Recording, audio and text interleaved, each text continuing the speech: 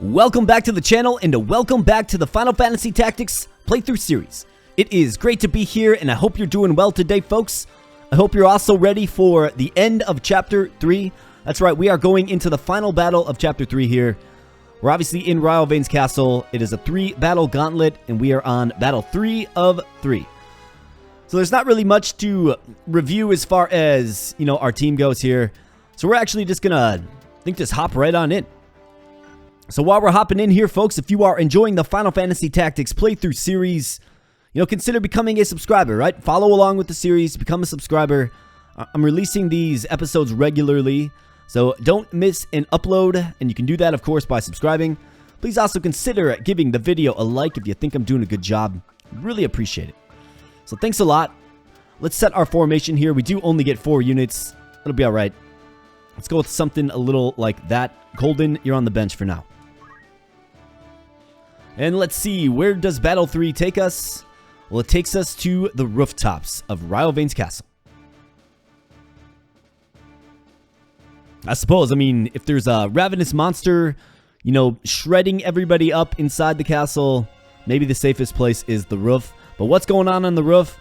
Well, we find Rafa, and then we find the Grand Duke Barrington. And this guy just is a clown. Looks like a clown, he's scummy like a clown. Fool, this is what I get? Revenge for kindness? Why do you think you're even still alive today? Because of me. I took you out of the garbage, or did you forget that already? Revenge for kindness? You burned the village. You were the one who killed my parents. And you say it's revenge for kindness? No, it's justice. And rightfully so. So Rafa pulls a sword and begins to engage, but Barrington has the gun. Justice. How can you kill me? I'm your father. I raised you. I'd like to see you try and kill me. Ha! You can't.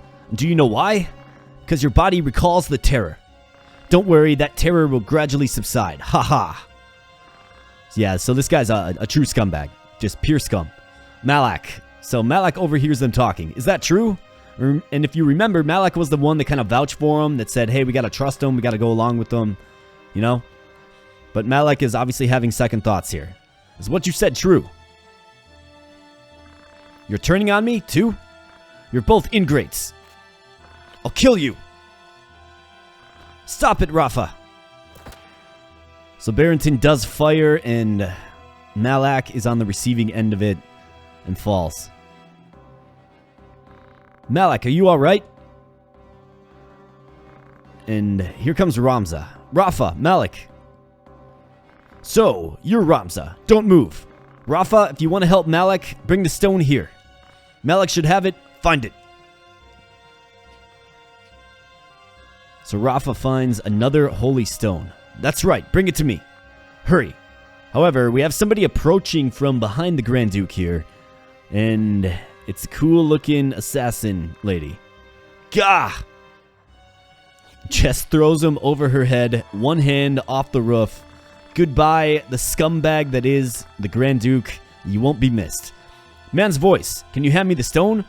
And that is, of course, a familiar face, isn't it?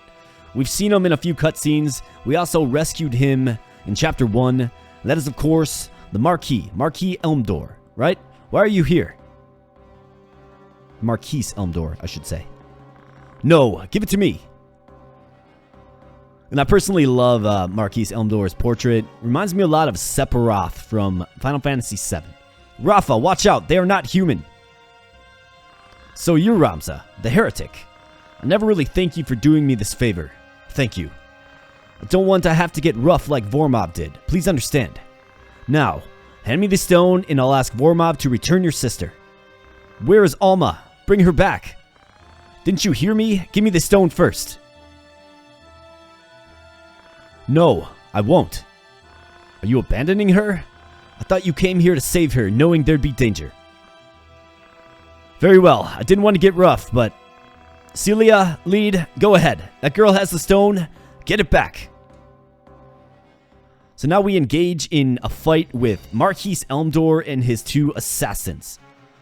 And these are just really cool jobs all around. And our win condition is to protect Rafa. And really, folks, depending on how smart the AI is, some things can go pretty poorly in this particular fight. So protecting Rafa is the name of the game. She has 195 HP. These 3 characters are very, very incredibly lethal, and if she dies at all, then we lose. So you can act quickly and kind of get out of this, but there are some intriguing things about this fight that you might want to kind of hang around just a little bit for. First and foremost, though, this is why I like Marquise Elmdor. His skill set is awesome. So he is an Arc Knight, right? And the Arc Knight is a holy knight who follows God's word. His sword spirit releases a spirit wave from within the sword. So obviously, it's kind of a samurai-esque type special class. Sword spirit, Arc Knight job command releases spirits that dwell within the sword. He's got Hamido, 2 hands, ignore heights. And he's got the very powerful Muramasa. Attack power 14 on that beast. So he's cool. I like his portrait. I like his skill set. He reminds me of Sephiroth. He uses, you know, samurai swords like Sephiroth did with the Masamune, right? Just a really cool character. And then, you know, rivaling Elmdor's coolness is his 2 assassin cronies here, Lead and Celia. So they are both assassins. Savage Warrior, raised by assassins, quickly kills his enemies with Use Hand. So Use Hand is the assassin skill set, assassin job command, amazing assassination skill. And that is not, like, they are pretty accurately explaining that, because there is a skill in the skill set that can kill any unit in 1 hit. It basically, it inflicts dead 100% of the time. Pretty crazy. And a few spell edges. I mean, very formidable foes here. And then we have Celia that uses samurai swords, but double hands them, right? So Rafa is in a lot of danger here, folks. Just a lot of danger. So the way I see it here is we can do one of 2 things. We can let the AI kind of complete an entire turn, you know, let Elmdor and the assassins move and just kind of see what happens. And maybe there's an angle where we can get in and steal this Muramasa. Now, the Muramasa will become available in a shop eventually, so it's not like it's you miss it and it's gone. No, that's not the case. But we could get it just a little bit earlier for Ramza, right? Our samurai. It's either that or we try to just get a quick hit on these ninjas here. And the way this particular battle works is if you kill the enemy, well, you don't have to kill them. You have to get them in critical. But if you get any one of these 3 adversaries in critical, the fight actually concludes. So you can leave it to chance, just hoping Rafa stays alive, you know, absorbs a hit, stays alive. Just so we can steal something that will be available in the shop. Elmdor is going next, of course. It's either that or we just try to get out of here alive in 1 piece. And I think rationalizing it, let's get out of here in 1 piece. So let's take out, well, I mean, if we can get 2 hits on him, it should put her in critical. Let's see. It does not put her in critical. Okay. So that's, all right. Let's see what happens. So here comes Elmdor. He's going to use Muramasa.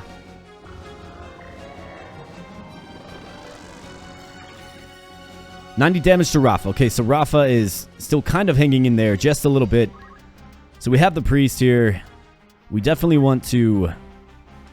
Well, first off, let's check out some charge time here. Alright, so Rafa is going next.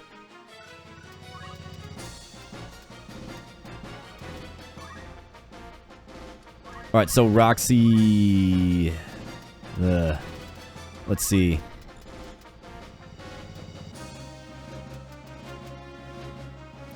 I mean, do we try Holy? Do we go for something more like a cure on Rafa?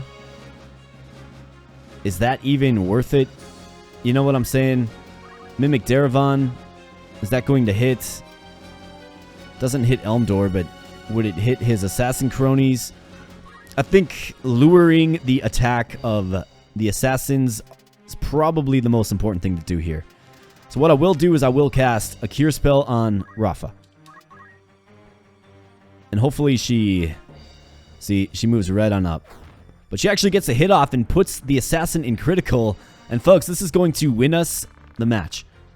So Rafa was definitely not long for this world. The AI would have killed her and we would have lost. But she gets a very low % chance hit. And it works out.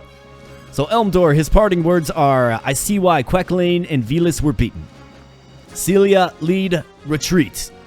Listen, Ramza, if you want our stone, come to Limberry Castle. We'll be waiting.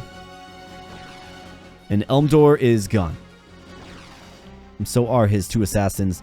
You know, just rationalizing it, it's not really worth it to go for the Muramasa steel. It's just not. We can buy it. Be able to buy it real soon. So now we get to the grim reality that Malak is, well, he's dead. He learned the truth and then was killed. So 10,000 gil goes into the coffers here. And now we are going to be closing out chapter 3 here with some story development. So what happens in the aftermath of the rooftop fight? Brother, look, it's dawn. Remember how we used to chat till dawn about things?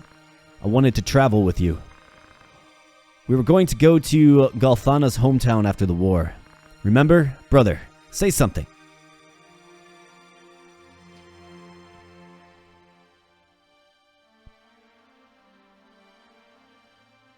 Alma. So we never did find Alma, of course. She gets abducted by Vormov, and what's this?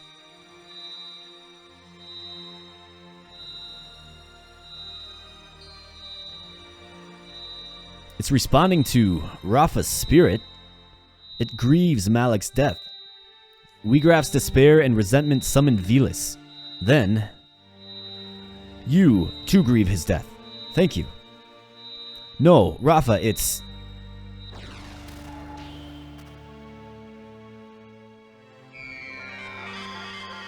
So I think you are starting to understand the power of the Holy Stone, right? So the Holy Stone seems to embody the spirit of the individual inside, right? Weegraf being a resentful and vengeful person, turn him into a Lucavi, right?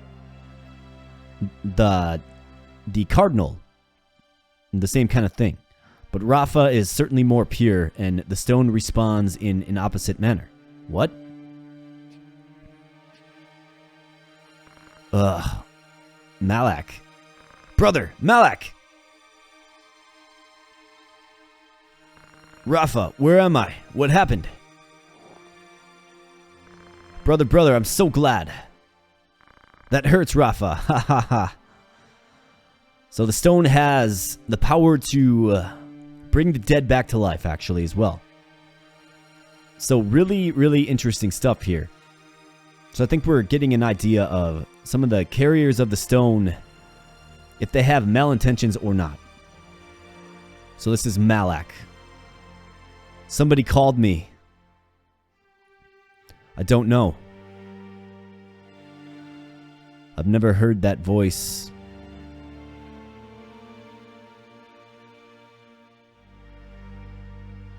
And again, Malak.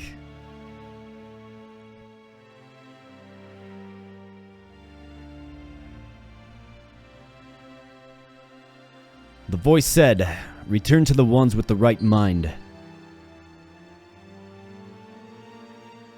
Ramza finds yet another stone, of course the one that belonged to Islud. The Zodiac Stone, here.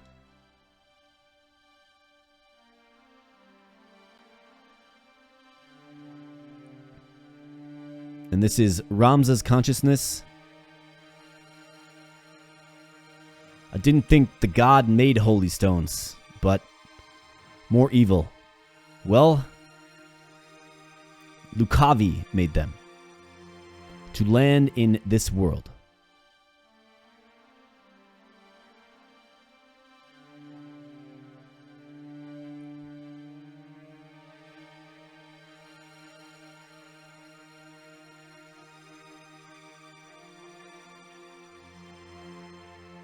I guess it means whoever uses it will have to deal with the problem.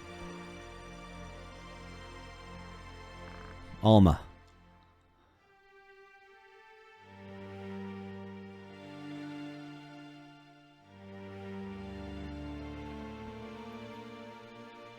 And here we go, folks. The end of chapter 3. Tired of the standstill, the Hokutin tried to capture Bethla garrison by mobilizing the knights at the front.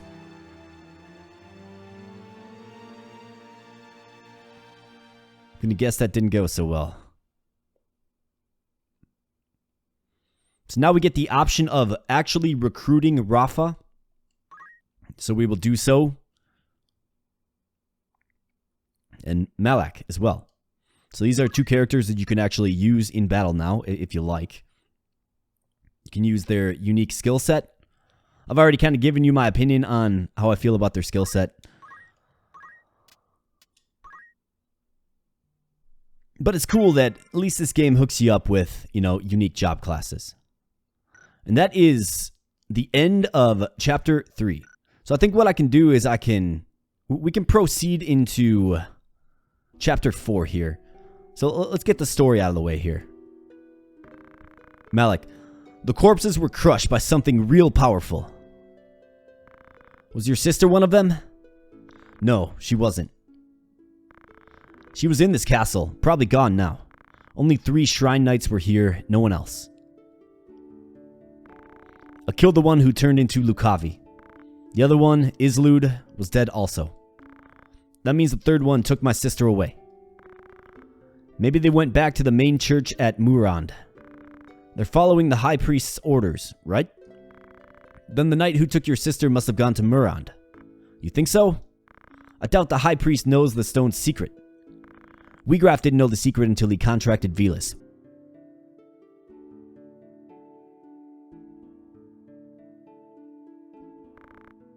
And I think that Islud died fighting Lukavi. What do you mean? Secretly controlling the war to strengthen the church's power. I'm sure that's the high priest's true ambition. But collecting the stones and using the brave legend to use the people. You mean even the high priest's being used? Precisely. Who took your sister away? I believe it was Vormov. He's probably behind it.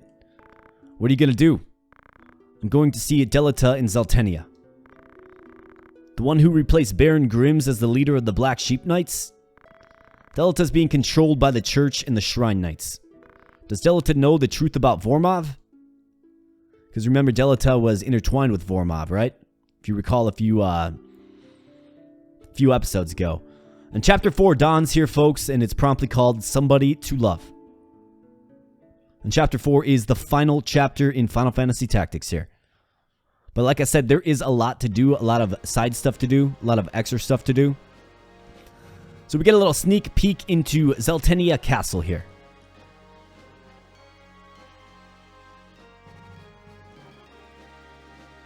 And it's none other than Orlando, of course, and Olan. Welcome back, Father. Yes, how are you, Olan? Fine. How was the front? You know, it's really horrible. You have to keep an eye on your own men. My reputation is shot. Ha ha ha. Ha, your reputation? What about Goltana's? Everyone says it's because of you that other generals are still here. Pledging lifelong loyalty. That's the Orlando way. Watch what you say. I'm sorry. I'll be careful from now on. Alright, what about the other matter? The crystal-like stone was found in Go. Another was found by the late Cardinal at the end of the war. The Shrine Knights have been active, but we don't know their plans yet. What about the spy we sent into Murand? Unfortunately, we'd like some proof of the High Priest's plot and move into peace.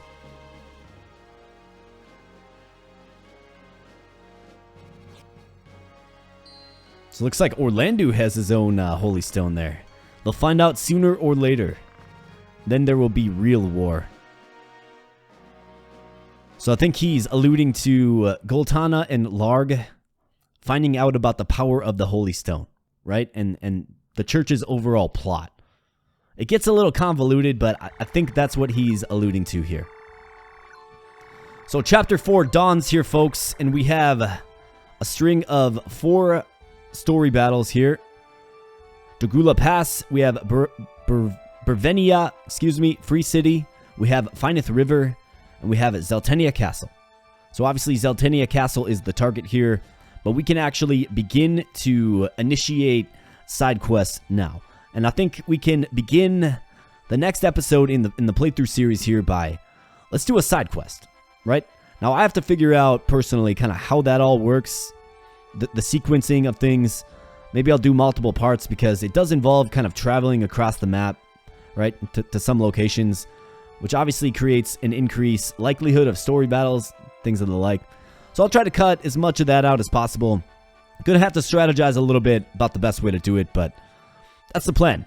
I want to do the side quests. I want to show you the side quests in case you're unfamiliar. And, you know, on the side quests, you get a lot of good stuff too. So that's kind of what we're looking at here, folks. And you may notice that Ramza has a different sprite now. So this is his chapter 4 sprite. If I'm being completely honest, I don't really like this sprite. I like the purple armor better. I don't really like this teal color. It just looks weird. But this is Ramza's final sprite here. And you can also see that he has a few more skills unlocked, including Scream in his Squire command. So this is what makes him a special character, right? His job growth, his character growth, right? We already kind of talked about that a while back, but he has the same magical growth of a female and the same physical growth of a male. But his Squire job class also gets special abilities, and Scream is one of them, and this is actually a very strong one. So it raises your brave, your speed, your physical, and your magic attack. So that's pretty incredible. A way to increase your MA, your magic attack. Pretty incredible. So that is that here, folks, and I think I'm going to close out the episode here. First and foremost, though, let's, as we typically do, let's remove the gear from the characters that we simply don't plan on using. And let's close out the video there. So I do want to thank you so much for your viewership. I really, really do appreciate it. Like I said, if you want to, you know, if you're enjoying the Final Fantasy Tactics and you want to continue to follow along with the playthrough series, become a subscriber. Like I said, I'm going to be releasing, you know, regular episodes of this fine game. So stay tuned and continue to follow along with the series. Please also give the video a thumbs up if you are enjoying the content and think I'm doing a good job here. It really helps me out. And this ultimately, like I mentioned, I appreciate your viewership. So thank you so much, folks. Stay tuned to the channel, and we will be catching you in the next video. Thanks a lot.